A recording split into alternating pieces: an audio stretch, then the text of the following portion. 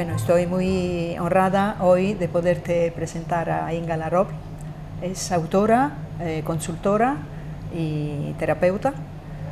Y vamos a hablar de empresas familiares y desde una visión sistémica.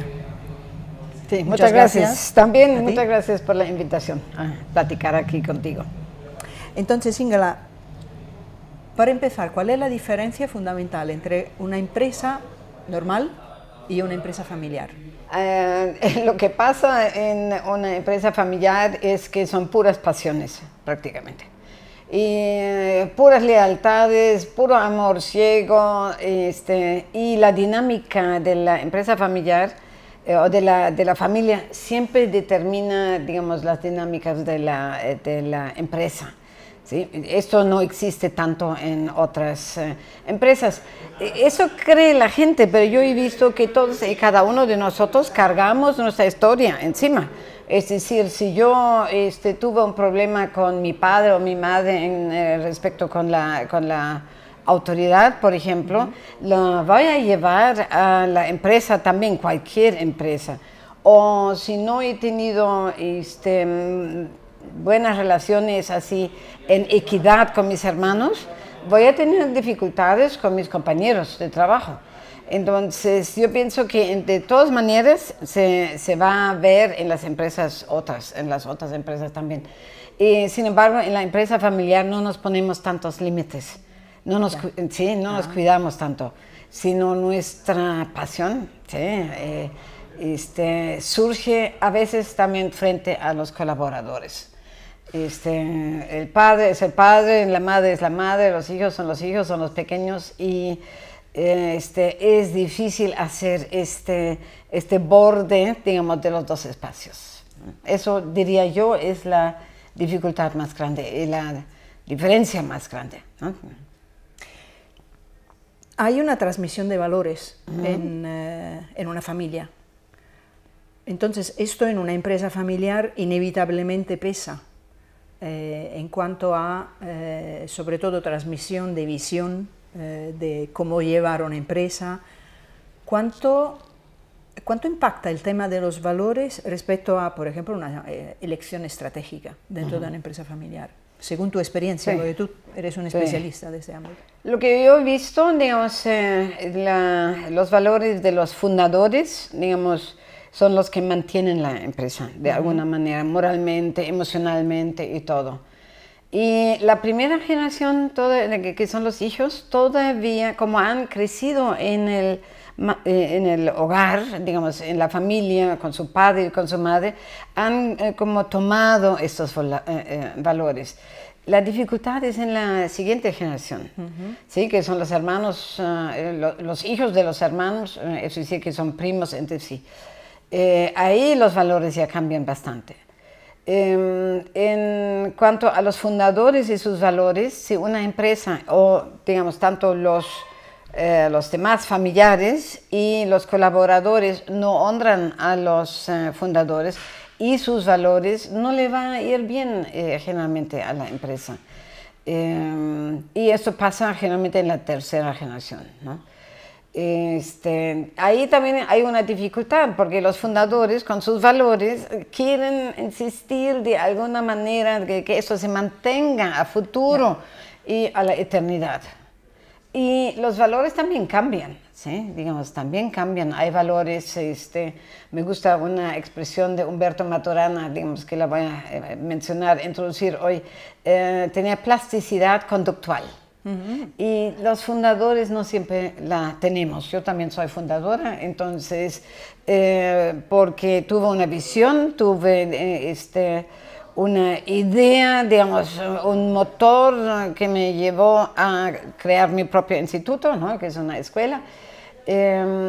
Y digamos, hay algunos de esos valores que los fundadores queremos mantener, que sí, con los hijos todavía siguen ciertamente importantes porque han sido empapados en la crianza con esto, y sin embargo que no siempre ya funcionan en la empresa.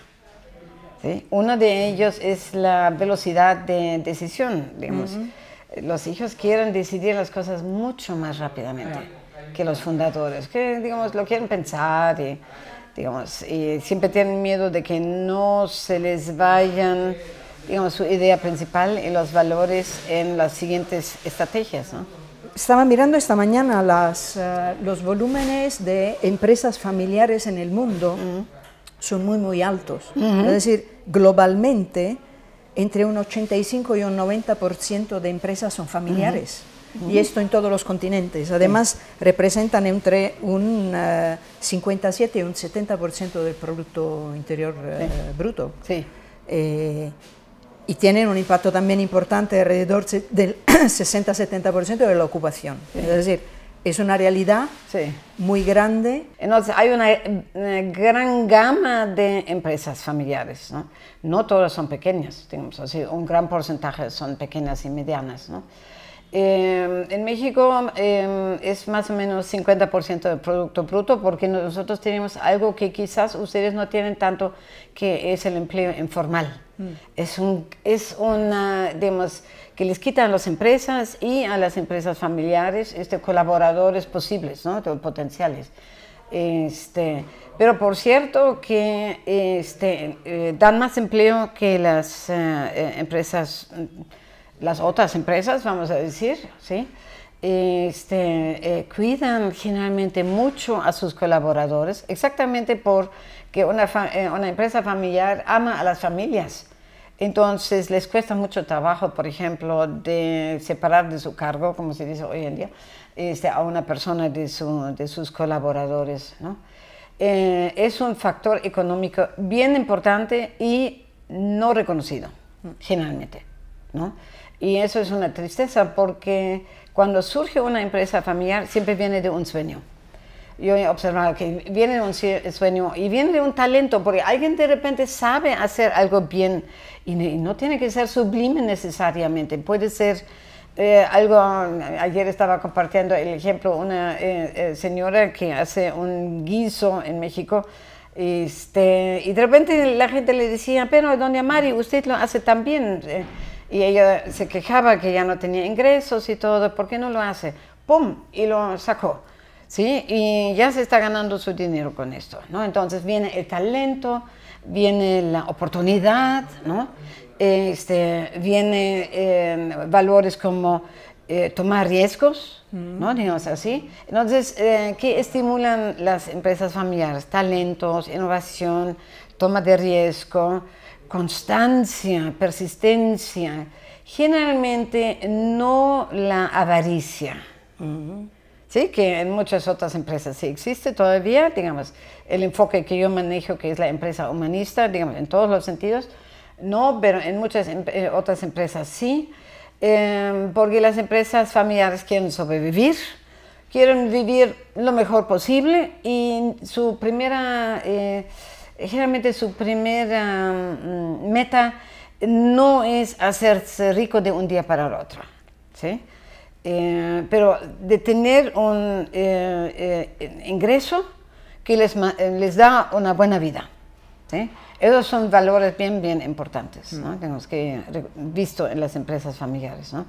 ¿Qué más? Al final dijiste algo todavía. Sí, el tema de la inteligencia sistémica. Sí, es decir, hay en la familia es un sistema, la empresa es un sistema. Conectar con esta inteligencia, que son cosas que sabemos, aunque no sabemos que sabemos, ¿cómo nos puede ayudar a quien tenga empresa familiar? Mi consultora en México se llama Inteligencia Sistémica, Sovelu, que sería el apellido, digamos, Sovelu, que es...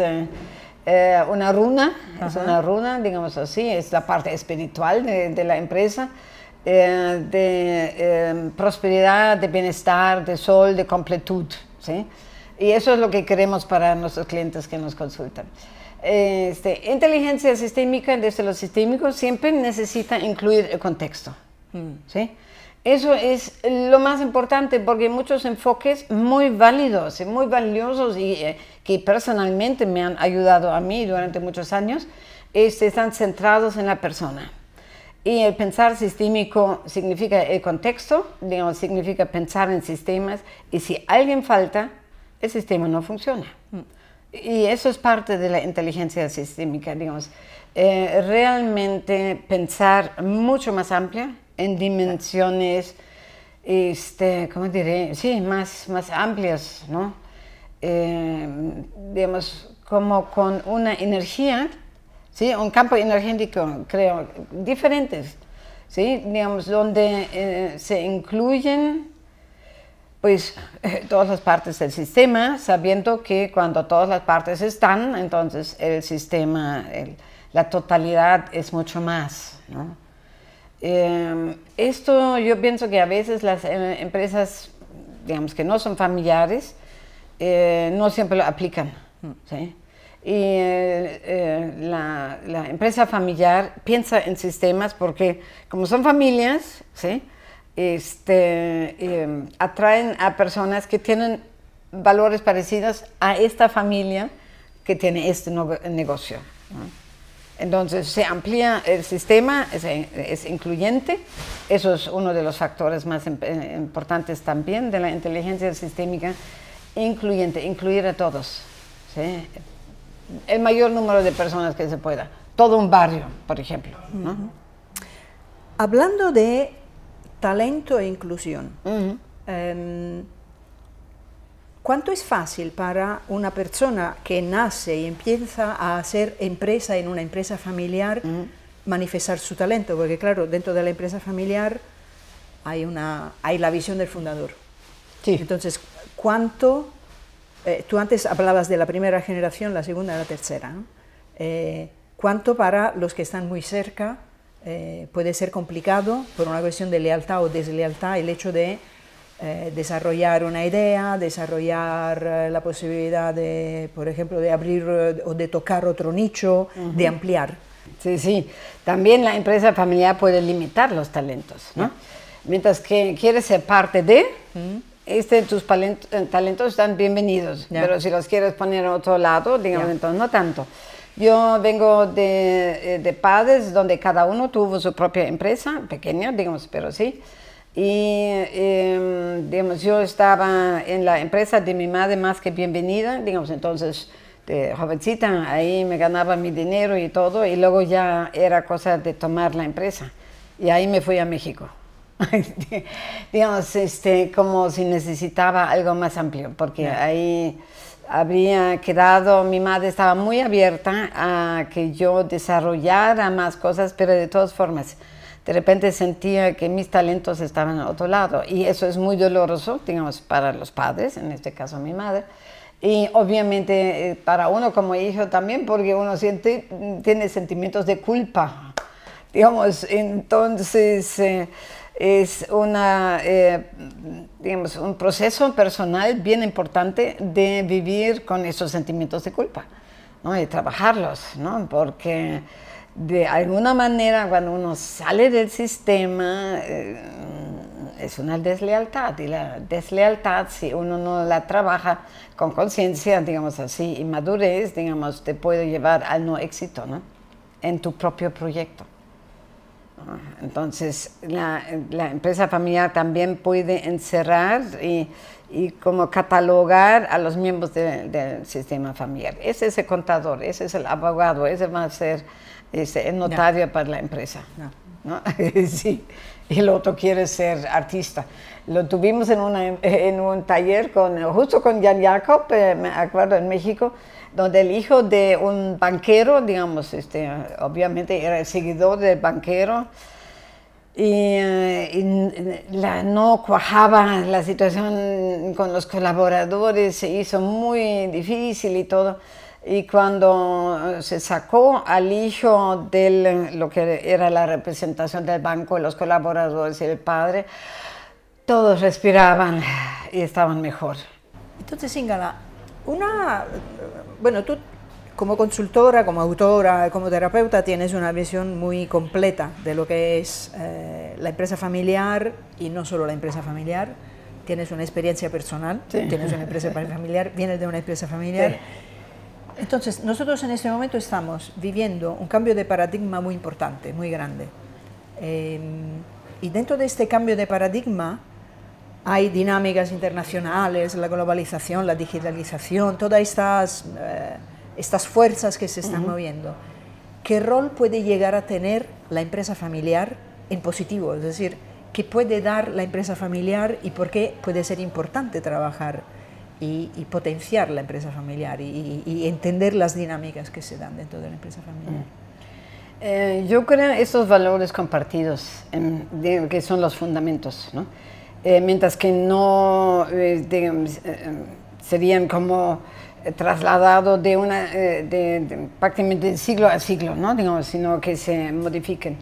La capacidad de, ¿cómo se llama?, de poder llevar situaciones difíciles, ¿sí? Porque se sienten acompañados, digamos, porque todos somos uno aquí, ¿no? Digamos, todos tenemos la camiseta puesta.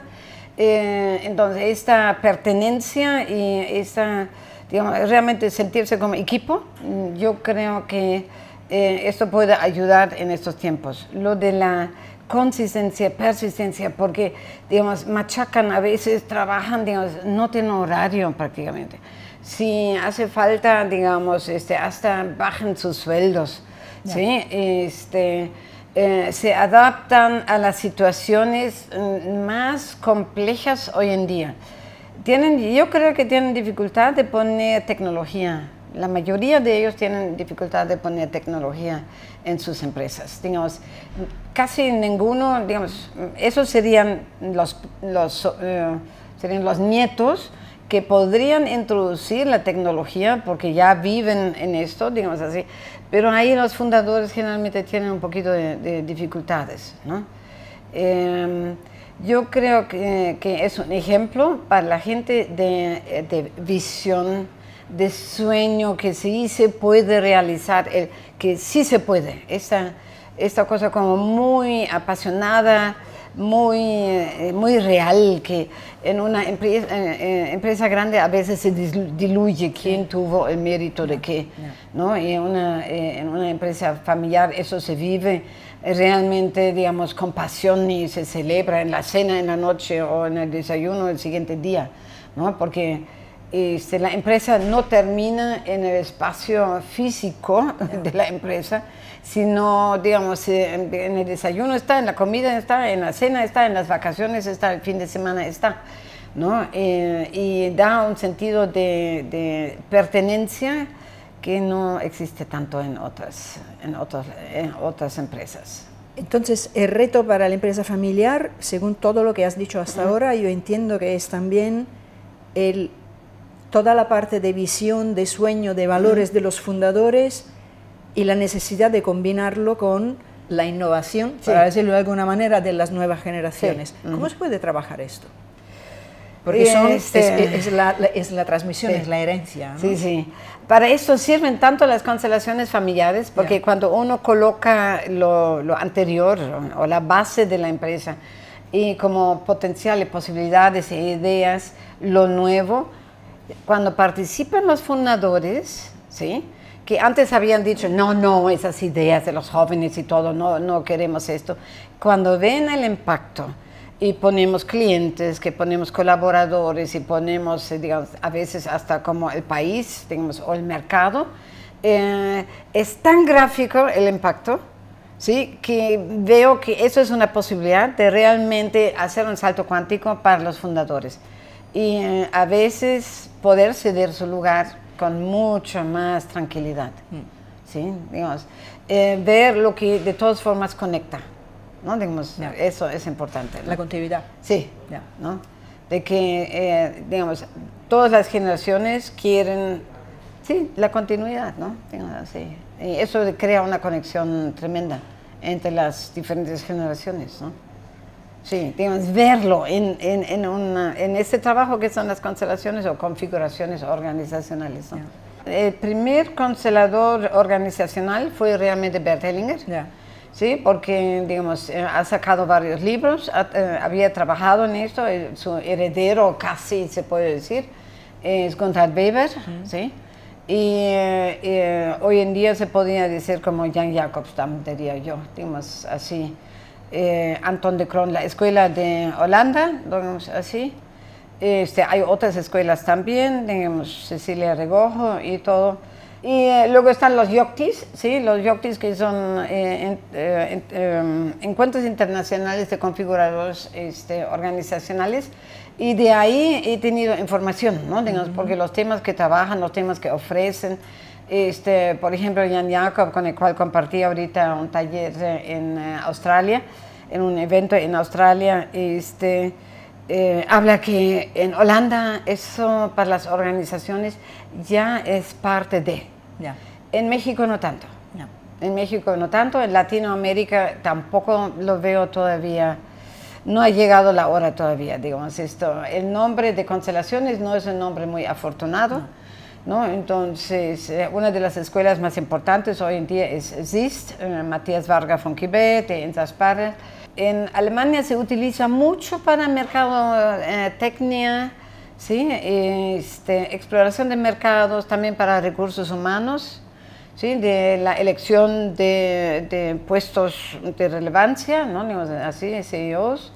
Eso lo sé de gente de ahí y bueno, eso es más o menos lo que sé, España, Alemania y Holanda, ¿no? ¿Tienes algún comentario que tú quisieras hacer respecto a intervenciones sistémicas para empresas familiares o en empresas en general? Yo incluyo en la empresa familiar también la empresa entre amigos. Ajá. Sí, porque cuando una empresa familiar, digamos, no funciona, mire, se divorcian parejas, se separan hermanos y mejores amigos nunca se hablan otra vez. Es realmente un precio que se paga altísimo, ¿no? No es tan difícil llevar una empresa familiar, pero uno tiene que ser un poquito más inteligente, porque el mundo es más complejo y necesitamos más inteligencia, y eso significa información, significa consultar, y yo creo que sí, exponerse a una configuración o constelación, simplemente para ver lo que tiene la gente en la cabeza, de verlo, digamos, en el campo, que apela tanto a nuestro otro hemisferio, y de repente cosas que sabemos y cosas que vemos, ¡pum!, hacen clic, y comprendemos cosas que nunca habíamos comprendido antes.